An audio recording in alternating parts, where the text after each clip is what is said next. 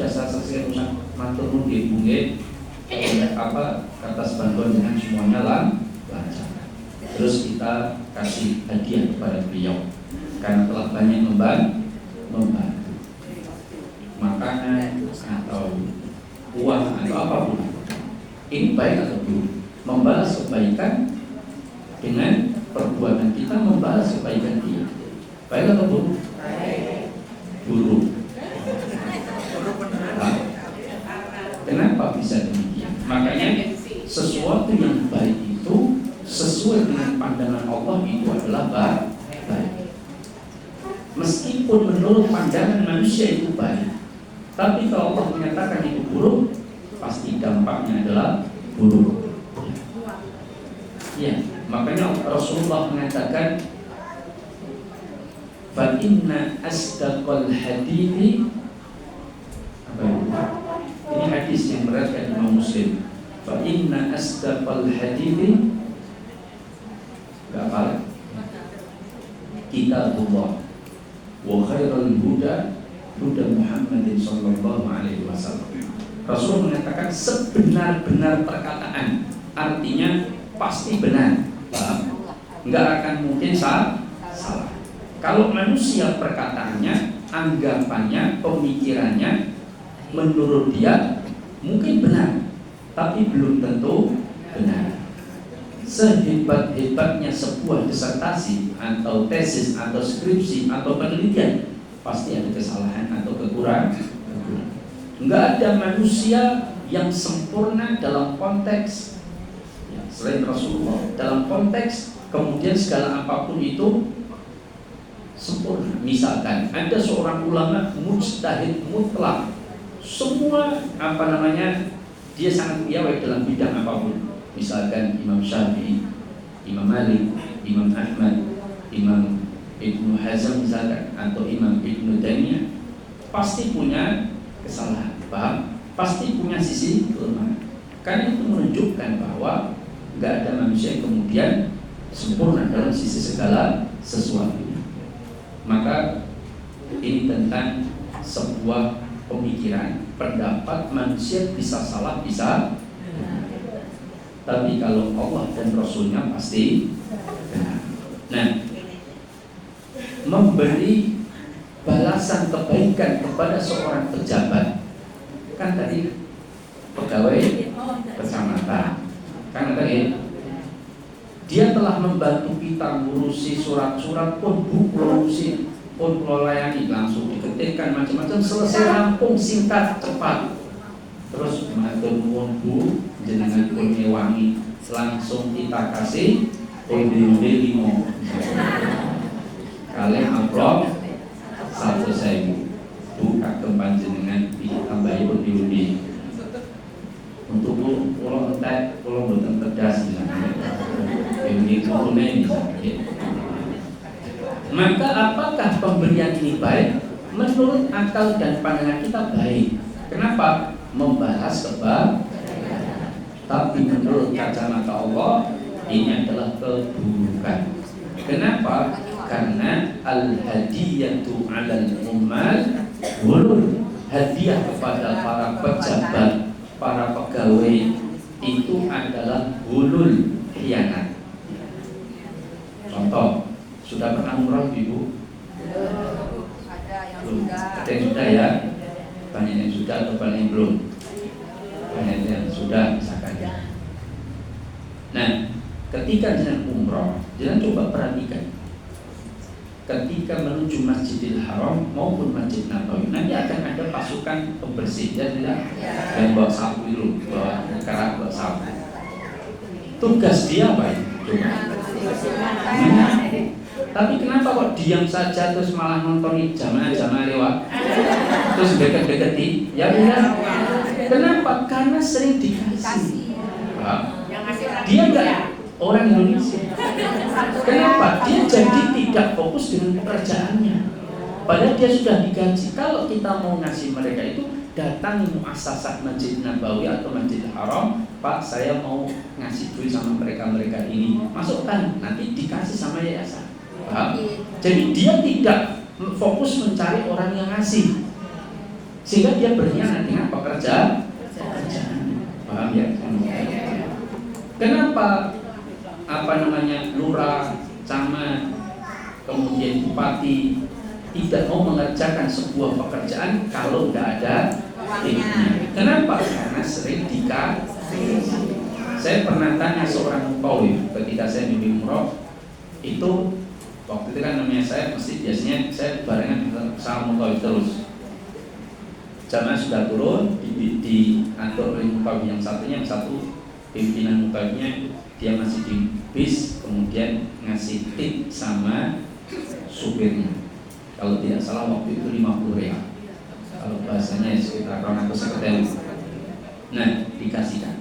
Ketika dikasihkan, saya tanya, Ustadz, karena dia juga mahasiswa Fakultas Syariah di Riyadh, kalau nggak salah S2. Maka saya sampaikan, Ustadz, boleh nggak kira-kira seperti ini? Dia bilang, ya sebenarnya nggak boleh Ustadz. Tapi bagaimana lagi, sudah kebiasaan. Dan tahu nggak Ustadz, mereka itu kalau nggak dikasih marah dan nyupirnya ugal-ugalan, kalau disuruh nunggu sebentar nggak mau. Suruh yang nyusul, pokoknya nggak mau. Suai, saya sebentar nggak mau dia mereka. Nah, tapi itu hanya diterapkan untuk orang Indonesia dan Malaysia. Tapi kalau orang Turki, orang Jerman, orang Belanda yang mereka itu umroh, mereka melayani dengan standar, paham? Kenapa? Karena sejak dulu nggak pernah ngasih tip. Jadi mereka tidak mengharapkan itu, paham? Dia sudah tahu kalau orang selain Indonesia, Malaysia itu nggak akan ngasih, wes dilayani, kan bilang sesuai standar. Tapi kalau orang Indonesia nggak ngasih, nggak akan dilayani sesuai standar. Karena kebiasaanmu, nenek moyangmu nggak kan bilang, ya. Lah itu yang terjadi. Makanya Allah itu tahu betul mana yang baik dan mana yang buruk. Saya tuh pernah datang ke satu apotek yang baru berdiri. Saya tanya, Mas, ketika apotek ini izin ya kok kurang gampang pula Pak Ustadz? Susah. Waktu saya menghadap Pak Lurah, ini mudah-mudahan ini lurah di luar negeri ya. Nah, itu saya suruh nemui Bayan itu sudah ngomong, Mas, mungkin Pak Lurah Romito kalau sekian, terus sekian mang tumbuk beriwe boten, mang tumbuk mau mungkin ditaruh kapan boten ngerti ya. Sudah langsung begitu tutup poin. Saya kehilangan lupa niki baruan nyaran gaya putih modalnya kurang dinyang-nyang dan nggak mau, pokoknya segitu akhirnya terpaksa ngasih. Nah, kenapa begitu? Karena biar kebiasaan dikasih jangan bikin surat kehilangan, nggak usah ngasih tip, paham? Kalau dia ngomong monggo infak seikhlasnya, wah ranggo duit pak, nah kan mau ya kan? Tapi memang jangan bawa duit tenang, duitnya mati kan motor, mau tinggal di rumah, kan bensin itu baik. Ini kan jadi rangan pusi kan, ini trik, betul saya praktekkan ini. Jadi ketika ditanya sudah selesai pak, kan mas infak betul-betul apa itu pun, ini kalau balik pesonan, harus sudah selesai. Betul itu. Kenapa? Mereka nggak boleh menerima tip. Wong itu dilarang oleh pemerintah. Itu disebut dengan gratifikasi, paham? Makanya cuma kita ini sering inginnya balas jasa, ya tidak? Oh mesti wangi, mosok rangi, opo-opo, nanti jadi kebiasaan dia. Makanya inilah yang disebut dengan riswah, ulul intial. Seorang dosen sebelum ujian dikasih makanan, ya tidak dikasih apa-apa, kira-kira dosennya akan menguji dengan sesuai standar susah atau guru tidak. Kenapa? Karena ada pemberian itu sebelum ujian, dan tidak. Maka oleh para ulama tidak boleh, meskipun ada ikhtilaf apakah ini tidak boleh pada pegawai pemerintah atau seluruh pegawai yang telah digaji. Saya lebih condong pendapat seluruh pegawai yang telah digaji ini tidak boleh, mau swasta mau pemerintah. Karena hadisnya al-hadiyatu 'alal ummal bulur, hadiah kepada para pegawai itu, ummal itu para pegawai itu adalah bulur, karena mereka sudah digaji. Lah kalau saya pengen ngasih mereka Ustaz, gurunya misalkan atau dosennya misalkan atau pegawai itu, dia kasih ke yang mempekerjakan mereka untuk diberikan kepada orang tersebut tanpa tahu dari mana asal pemberian itu. Wallahu ta'ala. ini pendapat solusi diberikan sebagian para ulama. Nah ini yang pertama, bahwa hulul itu harta khianat, harta yang menjadikan dia berkhianat. Lo pernah saya tanyakan itu kepada sebuah perumahan itu saya tanya, Pak, di sini sampahnya yang ngambil siapa? Dari kelurahan, Ustaz. Ada pegawainya? Ada. Jangan bayar pegawainya atau pegawai itu sudah dikasih dari kelurahan. Kita transaksi dengan kelurahan per kakak itu 25.000. Oke. Sekarang ada nggak di antara penjalan yang ngasih? Ada, Ustaz. Ada ibu-ibu itu suami istri itu pegawai sampah itu dikasih sarung, duit, makanan. Dan apa yang terjadi, Ustaz? Betul apa yang saya sampaikan. Setiap sampah yang ada di rumah tersebut itu dibersihkan saat resik-resik, saponi barang omahe kan banyak. Tapi yang lain yang nggak pernah ngasih, apalagi untuk kasih itu ditumpahke kecer-kecer nggak digagas. Terus ada yang masih tong sampah juga dibiarkan. Itu menjadi syarat ngeono kan gitu kan? Paham? Nah dia jadi khianat gara-gara yang satu ngasih, yang satu tidak. Coba kalau standar gak ada yang ngasih, loh kalau saya kasih sama dia datangi kelurahan, Pak nanti kasihkan sarung ke bionya, kan gitu kan? Yang ngasih kelurahan, taunya dia yang ngasih ke kelurahan, paham? Nah, niat yang baik tidak merubah sesuatu yang secara akad prakteknya haram. Misal ada orang yang baik, belalah pas jalan-jalan di Solo balapan, ada mbak-mbak debis ning sorowet nganggo payung. Apa mbak kok kok sedih dereng payu Mas, saking mbak rapai wis tak tuku bisa kan ya. Kira 300 wis alhamdulillah Mas, matur nuwun saged dibayar SPP kita bantu dia. Halal haram? Haram. Ya haram mung berzina ya kan mbak PSK. Jenengan enggak dong ya. Alhamdulillah. Berarti tidak tahu sekitar sudah balapan. Saya kebetulan ke Solo sana.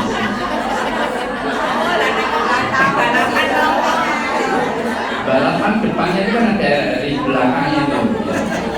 Sekitar itulah. Kalau enggak tahu alhamdulillah. Nah, ini tentang jadi niat yang baik. Kayak niat baik itu tidak merubah sesuatu yang haram.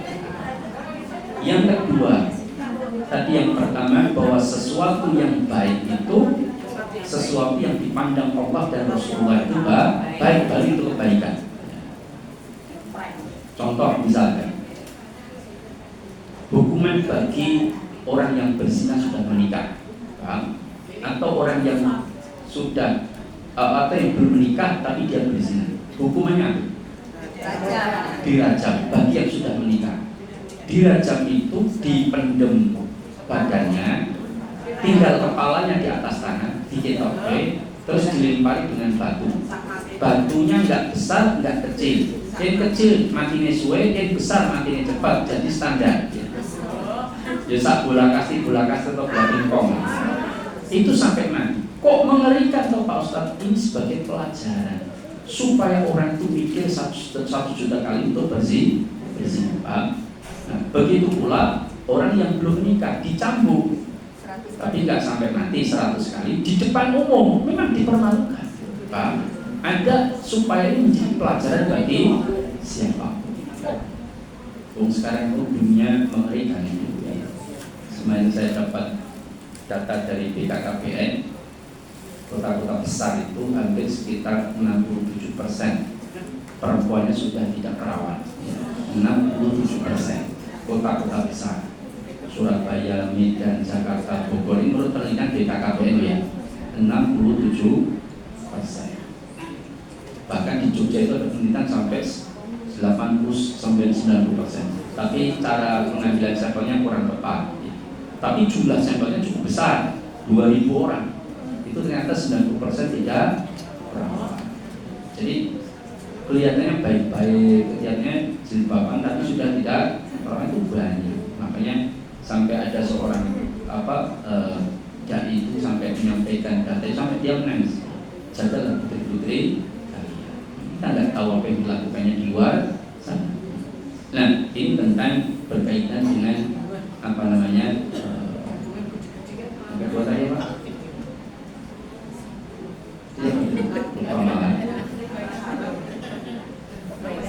Yang satu tadi sesuai dengan pandangan Bapak. Yang kedua yaitu niatnya dilakukan dengan niatnya benar. Sesuatu yang baik itu dilakukan dengan niat yang benar. Kalau sesuatu yang baik itu niatnya tidak benar, maka Allah memandang itu tidak baik. Contoh, ada seseorang bagi sembako, ya kan, ke masyarakat, bansos, bantuan sosial, dia bagi-bagikan, tetapi niatnya supaya dicoblos pilihan gubernur misalkan, ya, baik atau buruk? Buruk, karena itu dianggap isyrak. Dia niatnya itu bukan memberikan sedekah, niat mencari ridha Allah, bukan, tapi dia itu supaya dicoblos. Maka baik atau buruk? Buruk. Coba hadis 3 kelompok manusia yang masuk neraka pertama kali. 1, alimul qura, orang alim, ulama, dan qura itu pembaca Al-Quran. 2, mujahid. 3, dermawan. 3 ini kelompok yang masuk neraka pertama kali karena sebab salah niat. Paham? Mujahid tadi dia berjihad sampai mati, niatnya supaya dikenang sebagai pemberani. Paham? Nah, ini dia mati di atas keburukan, meskipun amalnya kelihatannya baik. Yang kedua, alimul qura, seorang alim, seorang ulama yang niat dia menjadi ulama supaya tersohor, supaya terkenal, supaya dipuji banyak orang, supaya punya jamaah dan dia bangga dengan itu. Maka ini bisa masukkan dia ke dalam neraka. Ya. Nah, kemudian qura itu pembaca Al-Quran.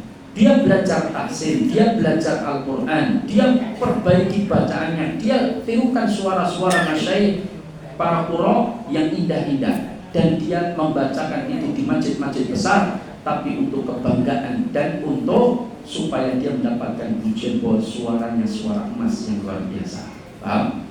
Maka kalau itu menjadi tujuannya, bahwa benar dia masuk neraka. Yang ketiga, dermawan. Dia nyumbang sana sini supaya dikenal sebagai orang yang paling dermawan sak kota Solo Raya. Maka orang seperti juga masuk neraka pertama. Jadi niat itu penting. Sebuah kebaikan harus dibungkus dengan niat yang baik. Nah, ketiga, sebuah kebaikan itu dianggap baik jika dilakukan dengan cara yang baik. Sebuah kebaikan itu dianggap baik jika dilakukan dengan cara yang baik. Cara yang baik itu seperti apa? Ya, sesuai dengan aturan Allah dan Rasulullah. Contoh misalnya, ada seorang Pak D, kebetulan adiknya meninggalkan istri dan anak-anak.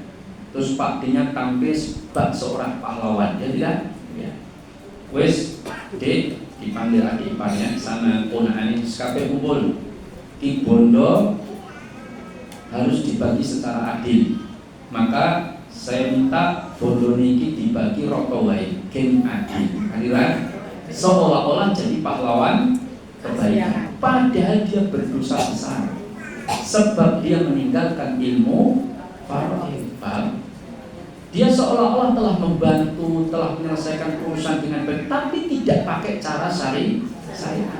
Maka dia nanti nanggung dosa di akhirat. Ini enggak mudah. Makanya al-ilmu qabla al-qaul wal amal. Ilmu itu harus ada sebelum berkata dan berbuat. Anaknya perempuan semua misalkan, ya. Atau bapak ibunya masih ada, tapi nggak dikasih, atau anaknya perempuan semua, tapi saudaranya nggak dapat. Ini adalah satu tindakan kezaliman. Ini tidak boleh. Nah, maka seperti orang menasihati juga, orang memberikan nasihat, tapi cara memberikannya nggak baik, maka itu tidak dianggap kebaikan. Contoh, ada seorang guru, misalkan, ya, punya murid yang nakal, mungkin telatan, rupa pas-pasan, SPP ini telat-telat misalkan, terus dia nggak gara PR, sama gurunya suruh maju, kamu maju ke depan, ibu angkat kakinya satu, rasa peringas-peringis misalkan, telinganya dipegang satu, langsung dinasihati, kamu itu wis suruh pas-pasan, bayar SPP telat, ratau sering nggak ngerjakan PR, kemudian telatan meneh. Kowe jangan dadi opo? Murid-murid jangan ikuti orang kayak macam ini. Nah, itu bukan menasihati, tapi mempermalukan. Dan itulah orang fajir, orang yang buruk. Karena menasihati bukan seperti itu.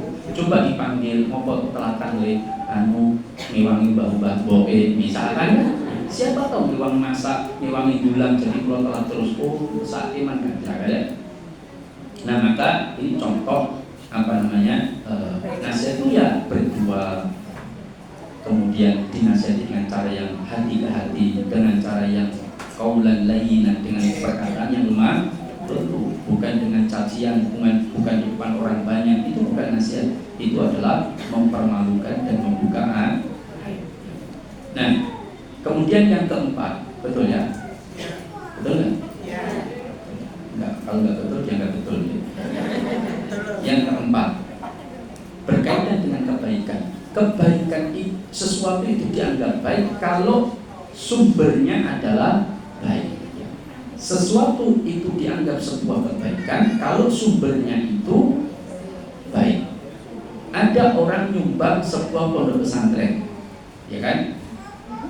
100 juta misalkan, tetapi ternyata hasil korupsi 1M disumbangkan 100 juta. Menurut hitung-hitungan dia, korupsi 1M, dosanya 1M, nyumbang 100 juta dikalikan 700 kali lipat, kan?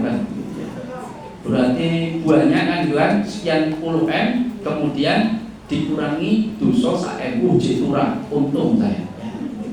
Ada yang model itu ada. Pernah ini terjadi dalam kisah Imam Abu Hanifah.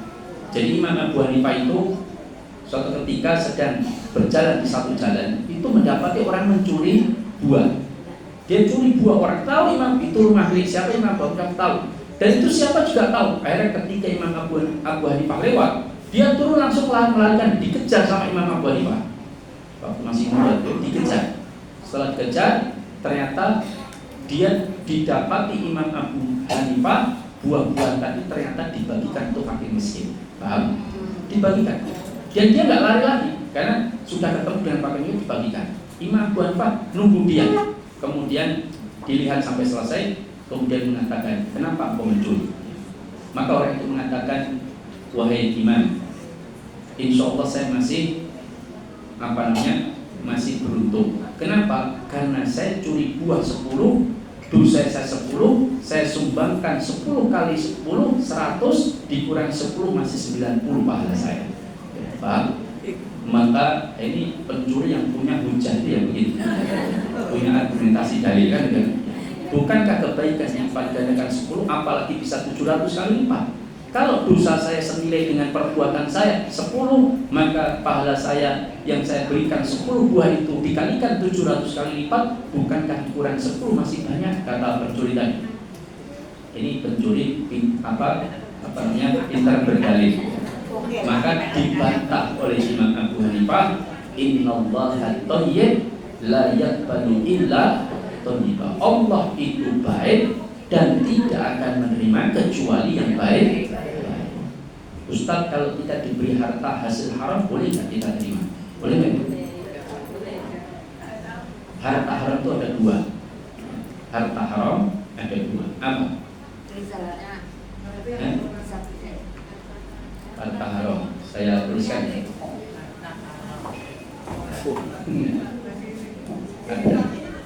Oke.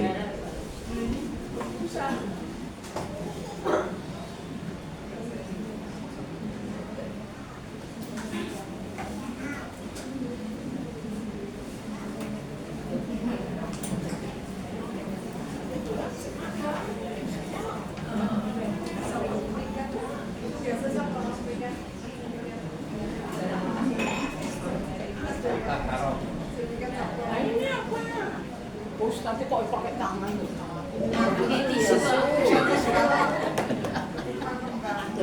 Haram secara zatnya dan haram cara memperolehnya.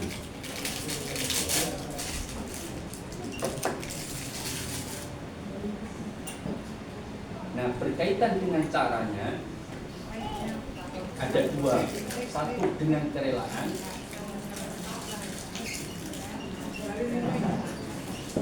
yang kedua tanpa kerelaan.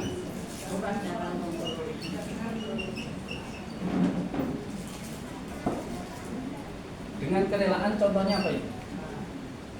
Harta haram yang diperoleh dengan Pakai nilai yang harta haram yang didapatkan dengan kerelaan. Contohnya apa?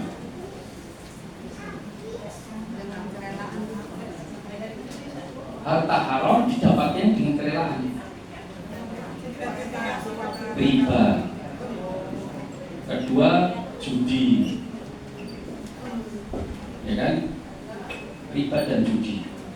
Itu harta haram yang didapatkan dengan kerelaan. Misal, ada 10 orang, ayo kita judi. Rela nggak mereka judi? Rela. Jadi kalah rela nggak? Secara aturan rela kan gitu kan? Haram nggak hartanya? Haram. Meskipun dengan kerelaan. Kalau tanpa kerelaan, itu contohnya mencuri. Ada orang barangnya dicuri, rela nggak? Nggak rela. Kemudian mutil, sama ya? Korupsi. Kali ini tadi riba, judi. Kemudian apa lagi? Riswa. Riswa itu apa? Suap. Kemudian apa lagi? Rampok. Nah sekarang harta terus atau lagi masuk wisata nggak bayar.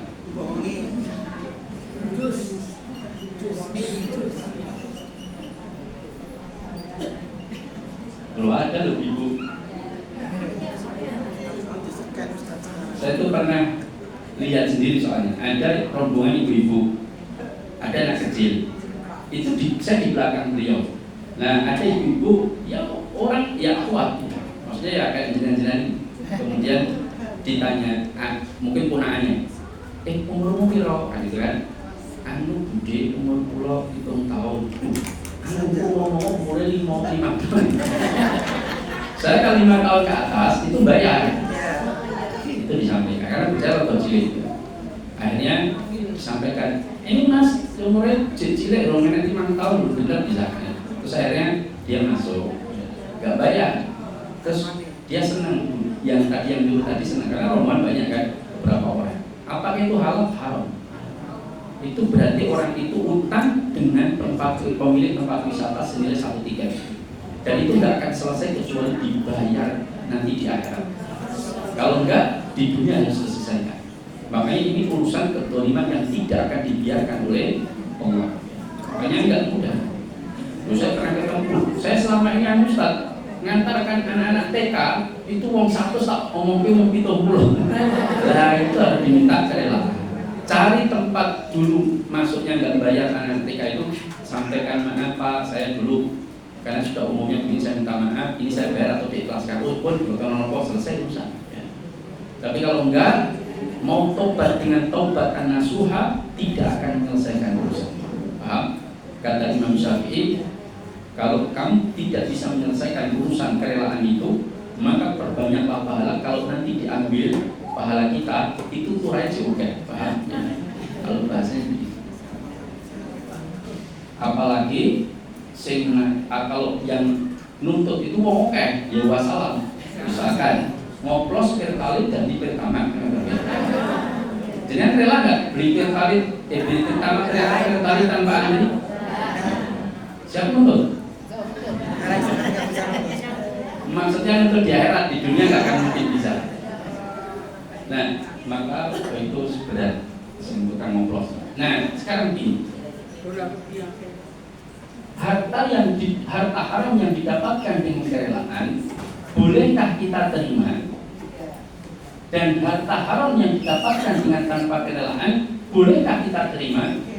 Kalau yang kedua ini, harta haram yang didapatkan dengan tanpa kerelaan, mencuri, mutil, korupsi, merampok, dan lain sebagainya itu, ulama sepakat ijma tidak boleh kita terima.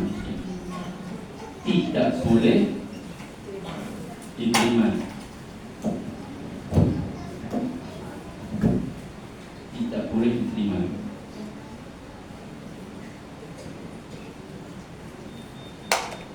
Sedangkan yang pertama ini ada dua pendapat. Boleh diterima. Ini merujuk pada pendapatnya Ibnu Mas'ud.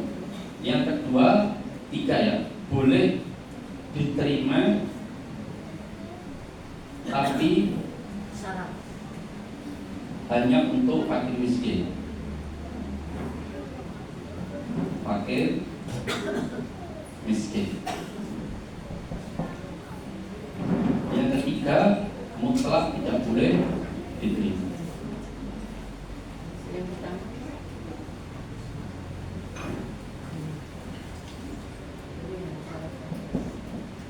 Yang pertama boleh diterima, haram bagi dia, halal bagi orang lain. Paham? Ini pendapat pertama. Ini dirujuk kepada Ibnu Mas'ud. Misal, saya makan, jelas yang naktir saya itu pegawai bank konvensional, paham? Nah, kemudian saya tahu hartanya dari riba. Kemudian saya ditraktir makan, boleh nggak saya terima? Sebagian pendapat, tapi ini minoritas, paham? Itu mengatakan boleh, haram bagi dia, halal bagi orang lain. Haram bagi dia dan keluarganya, halal bagi orang lain. Alasannya Ibnu Mas'ud menyandarkan karena Rasulullah juga menerima pemberian dari orang Yahudi. Padahal Yahudi dikenal orang yang hartanya itu banyak didapatkan dari riba. Paham? Ini pendapat pertama. Tapi pendapat ini dilemahkan oleh banyak para ulama karena Yahudi itu tidak menggunakan syariat Islam. Makanya ya pantas wajar. Tapi kalau Muslim menggunakan syariat Islam kok nggak mau, haram harta mereka juga boleh diterima. Ini pendapat setahu saya banyak para ulama. Ada pendapat kedua, boleh diterima tetapi hanya untuk fakir miskin. Ini seperti pendapat Syekh Udair Hafizahullah. Beliau mengatakan fakir miskin boleh menerima. Misalkan kita keluar dari misalkan PKK atau koperasi, kita tahu hukumnya haram karena sifatnya bunga, terus kita keluar, terus kita tetap dikasih bunganya kan? Poin dan bawah kami nggak mau, poin bawahnya kita nggak terima, tapi kita berikan ke orang lain. Boleh nggak diberikan fakir miskin? Menurut beliau boleh, tapi asalkan fakir miskin atau untuk fasilitas umum. Kalau yang ketiga ada yang mengatakan mutlak haram, nggak usah diterima. Wallahu ta'ala. Tapi setahu saya pendapat yang paling banyak yang kedua, hanya boleh untuk fasilitas umum atau fakir miskin. Wallahu ta'ala. Nah, ini tentang kebaikan. Kebaikan itu dianggap baik kalau sumbernya baik. Kemudian yang keberapa? Secara zatnya belum. Secara zatnya belum. Ya, kalau haram secara zatnya, ya secara zatnya haram seperti najis, kemudian bangkai, kecuali yang dibolehkan, kemudian sesuatu yang disebut oleh Al-Quran maupun Sunnah haram, seperti apa? Babi, kemudian binatang buas yang bertaring, yang digunakan taringnya untuk memangsa, atau burung yang bercakar, yang cakarnya digunakan untuk memangsa, itu juga haram. Ya, burung yang bercakar. Burung yang bercakar, yang cakarnya digunakan untuk memangsa ya. Kalau berkutub ada cakarnya, tapi tidak untuk memangsa, tapi untuk mencengkeram ranting-ranting kan. Tapi kalau burung yang cakarnya untuk memangsa, elang, alap-alap, raja wali, kemudian burung hantu, kemudian terus pokoknya burung-burung yang mencakar itu memangsa dengan cakarnya, maka haram untuk dimakan. Atau binatang-binatang yang diperintahkan untuk dibunuh atau dibolehkan untuk dibunuh, tikus, ular, kalajengking, kemudian apa namanya? Bukan. Tikus, kalajengking, ular, kelabang, dan ada beberapa hewan. Nah, itu yang diperintah untuk dibunuh maka haram untuk dimakan. Atau hewan-hewan yang tidak boleh dibunuh itu juga haram untuk dimakan. Semut, lebah, kemudian katak. Ya, katak menurut Imam Ahmad dalam riwayat itu disebutkan termasuk hewan yang tidak boleh dibunuh. Maka katak tidak boleh dibunuh, maka tidak boleh dimakan. Meskipun ini ada ikhtilaf. Imam As-Syaukani mengatakan tidak boleh dibunuh, belum tentu tidak boleh dimakan. Lah kalau tidak dibunuh, mau memakannya berarti hidup-hidup kan? Dan pasti mati, berarti membunuh. Padahal tidak boleh membunuh. Ya nanti itu mati. Kalau mati bangkai. Padahal bangkai yang dibolehkan cuma ikan dan belalang kan gitu kan? Nah sekarang gimana hewan itu dibolehkan untuk dimakan? Wallahu ta'ala. Laron tidak disebutkan halal dan tidak disebutkan haram. Sebagian ulama melihat tergantung kebiasaan orang tersebut. Kalau itu dianggap gilo, ya jangan dimakan. Tapi kalau dianggap gurih, ya monggo silakan. Oh enak tempe boleh haram gitu ya. Apa enak dong? Di daerah Pasaman, daerah Ngawi. Kalau musim dingin Musim dingin. Oh. Nah ini tentang kebaikan. Kemudian yang keberapa? 5. Dalam berkaitan dengan kebaikan itu lakukanlah dengan istiqomah. Lakukanlah dengan istiqomah. Kenapa? Kebaikan yang istiqomah, yang mudawamah, yang istimrar itu lebih dicintai oleh Allah daripada kebaikan itu borongan. Misal kita pas Ramadan langsung hatam 3 juz. Ini baru Ramadan atau ngaji. Itu masih lebih baik setiap hari 10 ayat, tapi rutin mau Ramadan mau di luar Ramadan rutin. Itu lebih dicintai oleh Allah. Ahabbul a'mali ilallahi tabaraka wa ta'ala adwamuha wa inqalla. Amal yang paling dicintai oleh Allah itu yang mudawamah, yang istiqomah meskipun sedikit. Jadi setiap pengajian misalkan rutinkan meskipun sedikit 1.000 misalkan ya. Sedikit apa ya? Tergantung duitnya. Misalkan. Nah, ini tentang ada orang umat buat duit rantai umat duit. Nah, ada orang bunuh diri karena terlalu kaya. Bunuh diri ada. Dia bingung dan dia tidak menemukan ketenangan jiwa.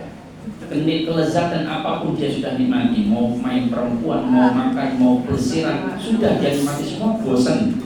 Akhirnya ada yang sampai masuk hutan nggak pakai apa-apa, hidup di hutan. Kalau orang kaya, kan saking bosannya dengan kekayaan, dan singkong ini bosan dengan kaya. Harus Nah, ya, ini tentang kebaikan.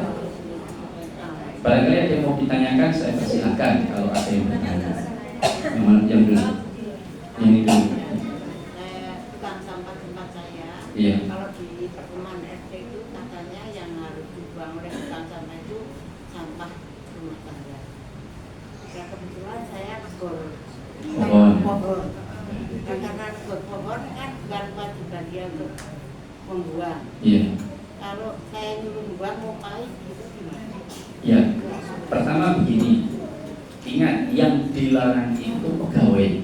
Kalau tukang sampah itu dia memang pekerjaannya itu transaksi dengan kita untuk membuangkan sampah, terus kita bayar dia nggak digaji, tapi dia itu kita bayar per bulan 25.000 tiap warga, nggak ada yang gaji, mau pendapatan dari itu, paham?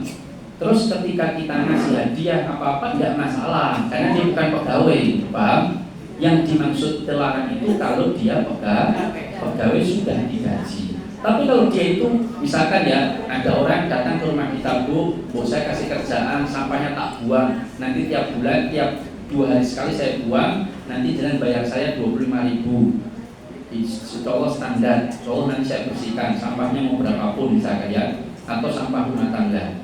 Terus kita negor pohon, terus kita suruh buang, kita bayar dia nggak ada masalah, karena dia bukan pegawai, tapi dia memang yang punya pekerjaan itu, ya, bukan pegawai. Tapi kalau dia pegawai, nah kita kontrak dengan yang mempekerjakan. Nanti kalau ada tambahan sampah pohon gimana? Sudah nanti jangan tambahin kepada dia sekian rupiah misalkan ya, kita bayar sama dia. Pembantu misalnya pembantu kan sudah fungsi Pembantu, oke. Kemudian tiap minggu dikasih tip. Yang ngasih tip siapa? Ya, juragannya. Ya enggak apa-apa. Kan yang mengerjakan juragannya. Pak, saya punya pembantu, saya gaji 1.500.000 sebulan.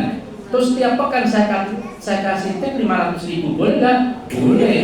Ya. Karena itu pekerja saya. Yang dilarang itu, misalkan ini ada pembantu kerja di sebuah hotel atau kerja di sebuah rumah sakit, ya kan? Sudah dapat gaji oleh rumah sakit. Terus kita pelanggannya, terus ngasih tip, itu yang dipermasalahkan. Tapi kalau itu pembantu kita atau itu pembantunya rumah sakit yang ngasih ya tidak apa-apa. Memang seperti itulah yang seharusnya ngasih tambahan kebaikan supaya dia semangat bekerja. Gaji 1.500.000 tidak apa-apa, tapi tiap pekan dikasih tip 500.000. Gaji tipnya lebih besar dari gaji. Ada wali murid. Ya. Tiap tahun nanti kita sekolahan buat guru-guru. Sampai guru pada pensiun ya masih tetap dikasih, itu gimana? Ya. Ya dalam pensiun. Ya. Yang sekalian dengan Waalaikumsalam.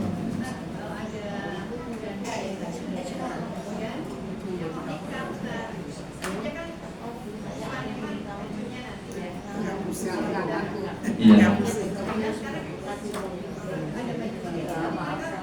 Nikahnya siri. Ya. Bagaimana dengan PNS? Di mana ketika dia itu nikah, maka pensiunnya hilang. Hilang atau dipotong separuh? Oh, hilang. Hilang. Nah, kalau nikah lagi resmi kan itu kan ketahuan, maka pensiunnya hilang. Maka diakali nikahnya siri, tidak pakai surat menyurat. Nah, bolehkah seperti itu? Enggak boleh. Berarti dia mengambil sesuatu yang bukan haknya. Karena sebetulnya dia seharusnya sudah nggak dapat, tapi karena sembunyi-sembunyi hanya bisa ada. Makanya kalau mau nikah dihitungkan dulu, kira-kira bujurnya nanti blonjonya itu jadi soal pensiunan ora kan ya. Kalau mau hitung-hitungan ekonomi.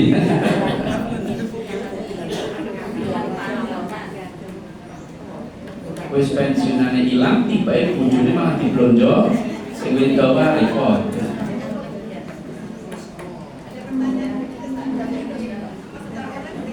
Kenapa? Beli emas secara online, boleh atau tidak? Bolehkah kita membeli emas secara online? Pertama, emas itu adalah barang ribawi. Uang rupiah yang kita untuk bayar itu juga barang ribawi. Bolehnya adalah kalau emas itu ditukar dengan beras, misalkan ya. Nah, emas itu tak jual beras 30 kintal, dipil, rapopo misalkan. Kemudian emasnya diserahkan sekarang, berasnya sesuai dikirim. Boleh nggak? Boleh. Karena keduanya barang ribawi, tapi beda ilah, beda kelompoknya. Uang barang ribawi, beras barang ribawi, tapi beda kelompoknya. Sehingga salah satu ditunda boleh. Maka tuku beras utang boleh, paham? Duitnya sesuatu sing penting dibayar, murah.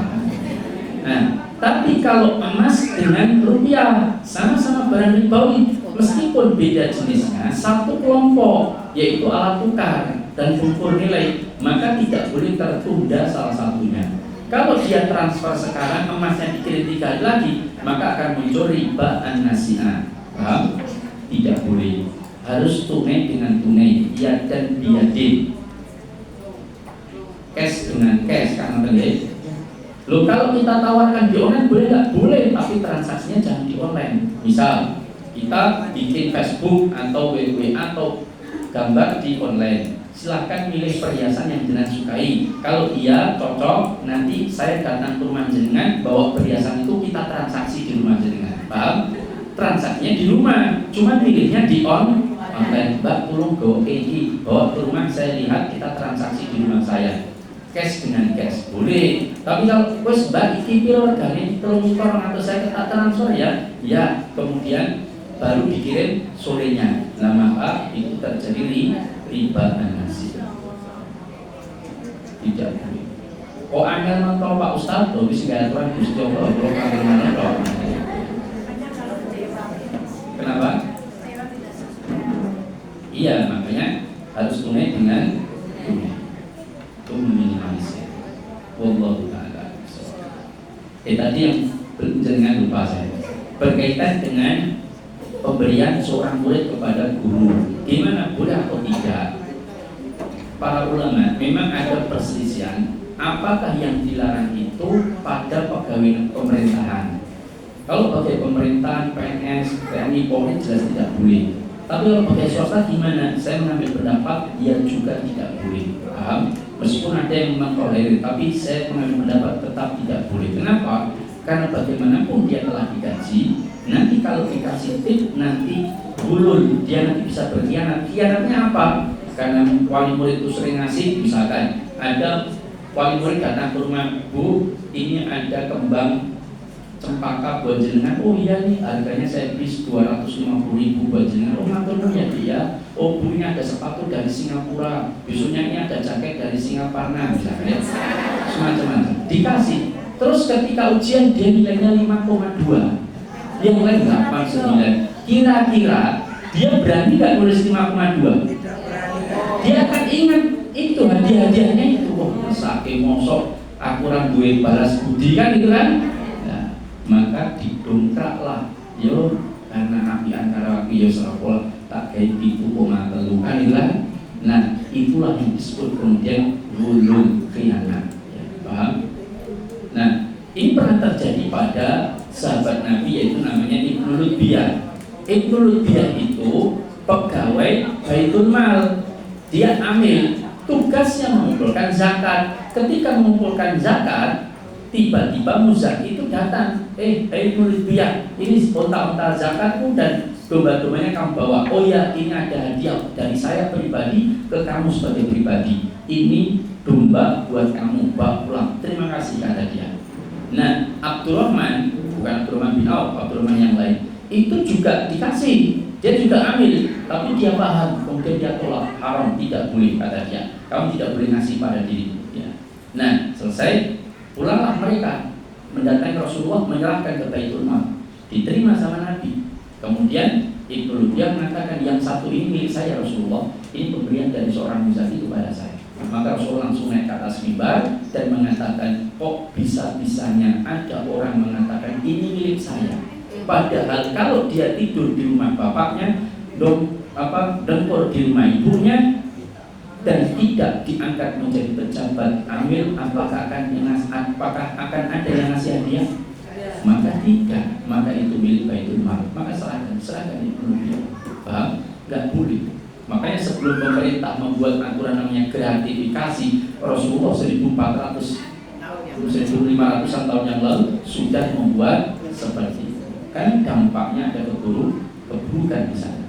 Ya sudah dikasih. Kalau kita mau ngasih guru ya datang yayasan, Pak, guru-guru kita guru-guru misalkan dikasihkan 100 juta monggo dibagikan guru-guru. Siap kata yayasan kan? Diterima. Habis itu dibagikan. Mereka tahunya dari yayasan. Sehingga ketika ada murid nilai jelek, padahal yang jelek tadi itu bapaknya yang ngasih 100 juta. Dia nggak tahu, dia akan tetap tulis dengan sesuai dengan apa adanya. Paham? Nah itu untuk menghindari apa namanya. Loh kalau sudah lulus sudah beda perkaranya. Paham? Ya pensiun. Apalagi sudah pensiun sudah beda. Boleh. Apalagi bukan pegawai lebih boleh lagi. Misalkan ya, saya kan bukan pegawai, tahu-tahu dengan cegat, Ustaz jangan pulang dulu, ini apa buat jenengan misalkan. Saya terima kan ya, boleh, saya kasihkan pondok. Kalau yang di lewat yayasan, tapi dulu dapat semua dari pesan namanya itu. Dari yayasan, Ya. ya nggak apa-apa, boleh. Maksudnya yayasan juga mengasih tahu bahwa ini dari Pak Siapa. Oh kalau bisa jangan ngasih tahu, kalau bisa jangan usah ngasih tahu supaya itu. Yang mana juga menjaga guru agar tidak bersikap tidak adil terhadap murid, ya dengan kalau tahu oh, ternyata si ini duit ini yayasan untuk kita itu ternyata bapaknya si fulana misalkan, nah nanti dia dapat keistimewaan dari guru. Tapi kalau sendiri saja, anaknya cuma satu, Yeah. kelas 5, yang dikasih guru dari kelas 1 sampai kelas 6, dikasih semua. Tapi kan aneh nanti juga naik kelas 6 Nah yang kelas 1 sampai kelas 4 dapat juga. ya lebih baik tetap nggak usah, itu lebih aman. Oh, Ustaz, makanya ya. dijelaskan bahwa kebaikan itu kan belum tentu baik ya. Berarti kalau mungkin ada orang yang meminta bantuan kepada kita, apakah kita harus berpikir nanti jangan untuk dia katanya kita apa cuek saja terserah kita. Ya, pertama kalau kita memberi sesuatu kan niatnya baik, kita niatnya baik masih, cara kita juga baik, tidak mempermalukan orang, juga tidak memaki-maki. Kemudian harta yang kita berikan juga harta yang baik, kan itu. Kita lakukan kalau bisa istiqomah. Nah, sekarang apakah kita dalam memberi orang itu cuek terhadap untuk apa dia gunakan? Oh, nggak boleh.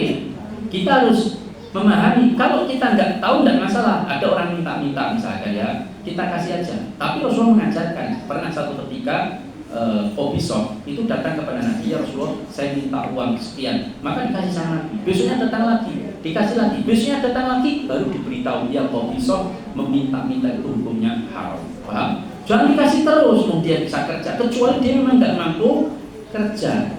Dia misalkan misalkan cacat atau dia memang nggak sangat fakir, itu beda perkara. Maka meminta-minta itu hanya boleh pada 3 kelompok kata Rasulullah.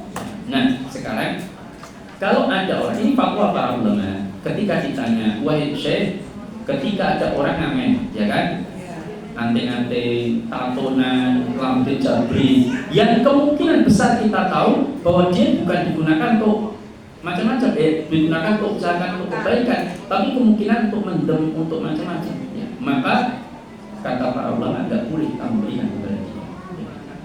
Misalkan orang datang, Bu, yang pangapunten, ini cah nonong ada ngadakan acara tentang apa budi sekolahan, ente lapangan itu. Nah ini acaranya duit kirang, orang 300.000, nyuwun pangapunten, nyuwun bantuan ibu. Lah acara nopo, anu niki ngunjuk cium bareng-bareng. Maka nggak boleh dikasih. Kalau kita kasih kita ikut berdosa. Nggak boleh kita. Mohon maaf, saya itu kalau saya sering dulu waktu masih kuliah S2 di Jogja itu, ketika saya pulang sering naik bis itu mesti kalau saya tidak dapat bis patas Surabaya Jogja, itu naik bis Solo Jogja itu kan nggak enak, mesti banyak pengamen. Itu kalau pengamennya itu Cikno, Jika, tatonan, macam-macam tidak akan saya kasih. Betul, bukan saya beli, tetapi persoalan saya khawatir uang saya digunakan untuk yang tidak baik. Kan gitu. Ada uang jabri tatonan terus digunakan untuk nyumbang GTA. Kan kita ya bisa, tapi kita bukan suudon, tetapi melihat kondisi keadaan, khawatir kita digunakan untuk maksiat, makanya kita jangan kasih. Cukup? Oh ada terakhir ya? Ya. Yeah.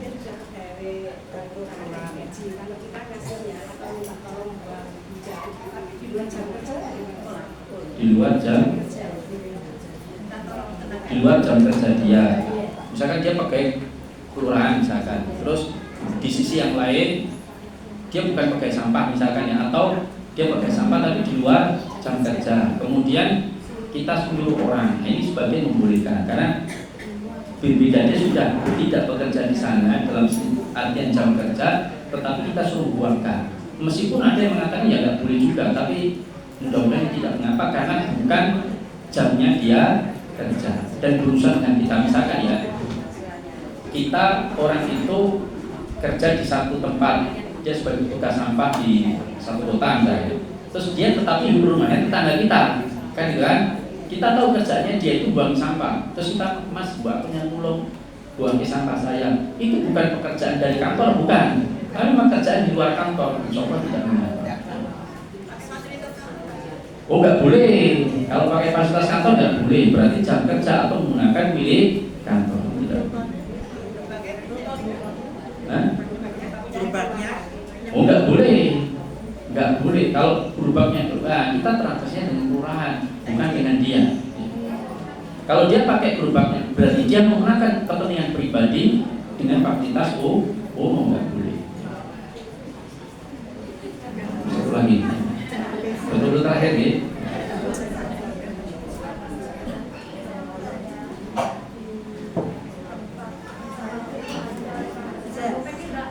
Ya.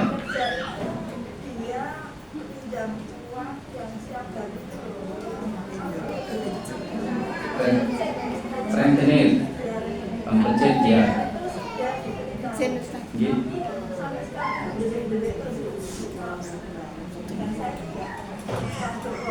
Pekerjaannya itu.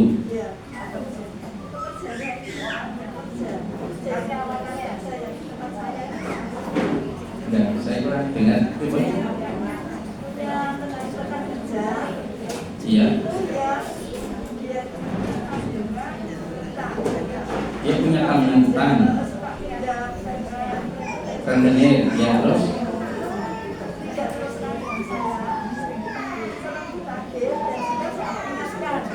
Iya. Iya. Terus.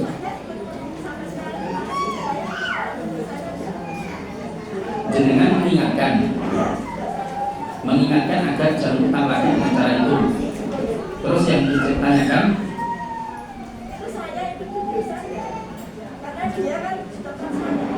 tinggalnya di tempat jenengan. Oh, bekerjanya. Lah kalau dia bekerja di tempat jenengan, terus utangnya di luar tempat jenengan kan, kemudian dia utang di luar dengan cara renten, terus jenengan sudah ingatkan dia tetap melakukan itu, ya jenengan tidak menanggung dosa, kecuali transaksi dilakukan di rumah jenengan, kan? Nah, itu yang nggak boleh.